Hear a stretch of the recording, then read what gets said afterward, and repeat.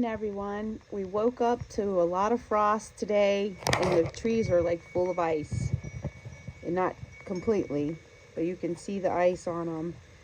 But it's been so warm, like in the 40s, that this was a change. So, hey guys, so welcome back. Today is the 29th. Woohoo! Can you believe it? 29 days. My pants can. I can hardly fit in them. Oh, come on, Bruce. I eat until I can't stop. Yes, he overeats. I definitely overeat, and I enjoy every bite. Yes. Well, today we're going to do some borscht, and I have all the stuff out. So when we went to the store the other night, I did buy the beets, and because everybody's been asking for it, and the cabbage. But we already had the carrots, we already had the potatoes. Of course, there are potatoes and our onions. But the beef here is from Meat Skis. We're going to be using that, and I'm going to go down and get some beef broth, and I'm going to get started. So I'm making some fry bread as well, because I'm going to use up that oil that Colby had left over. And also, tonight, Bruce is going to make some ice cream. Yes, I am. Best ice cream ever. You just want to season up your meat and brown it. Go ahead and get that all done before you put all your veggies in. There you go. I just want them chunked tonight. So get those in. And you're going to do that with your potatoes, and then you're just going to kind of chunk your coleslaw, my goodness, cabbage, and your potatoes and your carrots just in slices, and the onions just in slices as well. All right, guys, so looky there. All the potatoes, everything is in there, and now we just need to let it cook some, and it'll be ready. So I have made the bread to fry. So this is it now. It's ready to go. I'm going to go ahead and take it out and put it in, cut it in 8 pieces. All right. There we go. We actually get out the dough cutter. So I remember that. And a little bit of flour on top. Well, Colby started his job today. So he got home. I was so excited to see how it went. Basically, you just want to get it in like a little log, and then usually divide it up between about. This is not the buns. This is a totally different recipe, but you're gonna just make them like this, like it's the. Because it's supposed to be called Navajo Fry Bread, but we used to make this in Girl Scouts all the time, and this is one that I make a lot of times, and the boys just use it as put jam on, or honey, maple syrup, and you want to put them on a pan so they'll rise again a little bit.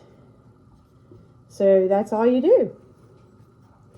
But I used to sell all these kind of breads and everything at the farmer's market, from just totally quick breads, yeast breads, whatever it was. And the funny thing is, when I did all this, I had 4 ovens, and the 4 ovens, one was on the 3rd floor of my house, 2 were on the middle floor, and 1 was on in the outdoor kitchen at the other house. So I don't know, but I'm gonna tell you right now, it's the weirdest thing. I never used timers.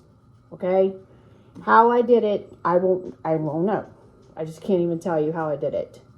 All I know is I time 7'd all my recipes, so that when I had the big stand mixer, and I would cook, make those breads, then I would put them all in the pans, And I can't remember exactly how many loaves I would get. It seems like it was times 7.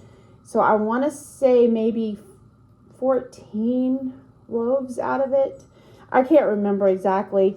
But when I would do that, by the time that Bruce got home, this is before I had my commercial kitchen. And by the time Bruce got home from work or wherever, and the boys were there too, all of us, Cody was there and Amanda, they would all wrap the breads up at night. We would put them in the plastic bags. And so, but customers used to tell me funny stories. Like one I remember, the lady said, well, what are you doing this weekend? And the lady said, I'm going back to that farmer's market to get some more of that bread. So, I would have customers call me and put orders in. And I used to make all kinds of cakes, all kinds of pies. And Cody, when he got married, it's a funny thing because when he got married, they were going to have pies that's all you do for that. And then go ahead and put it on a pan and let it rise a little bit.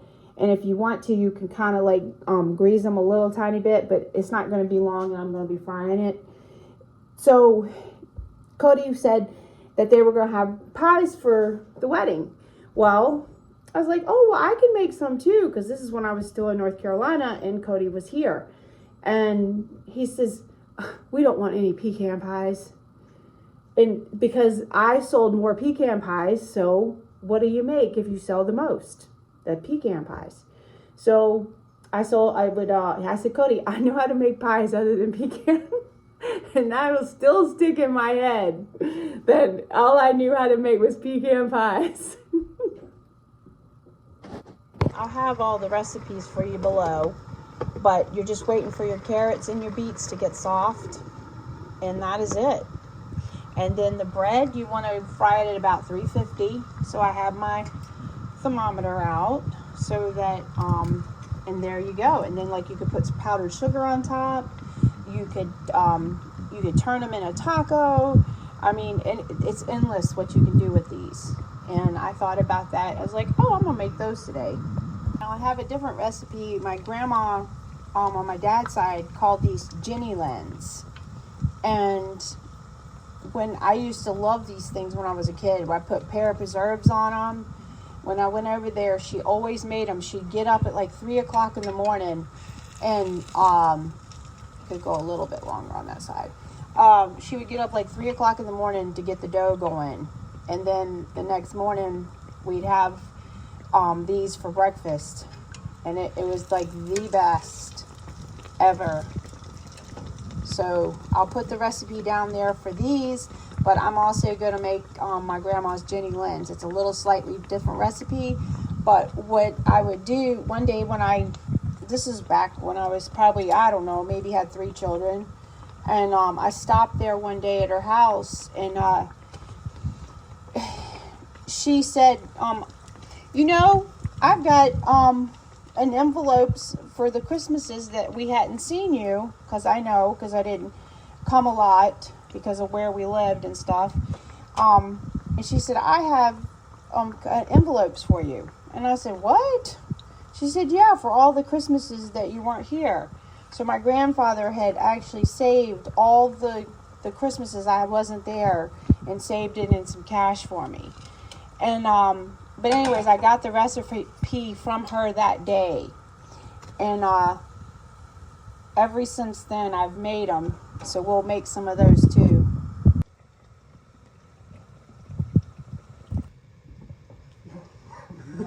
Hey, Chaz. It looks like to me it was popular because that's what's left. So good, so good. Yo. What I mean? Bon appetito. I made this, guys. Right, so now you want to top it with some sour cream. I'm gonna warm one of these up, carrot to Miss Janice in the morning and hand it to her. Are you? Oh, Are you getting 2? No, that was mine. Okay, I was gonna say. All right, guys, so here we go. I'm gonna make my princess my world famous ice cream. Non-dairy, non-everything. The best of the best. Oops. I didn't say it wouldn't be messy. I just said it would be the best. Okay, so, Okay, so tell them what you got here. You one got can of coconut. it full fat. That's right. Full fat coconut. All right, dump that in there. And we've gotten it before from like Lidl, Whole Foods. Quarter cup of chocolate. Of course now, yep. Well, cacao powder. Cacao powder. And then a quarter cup of honey. Quarter cup of honey. And that's it. And that's it. All right, so the ice cream's done already.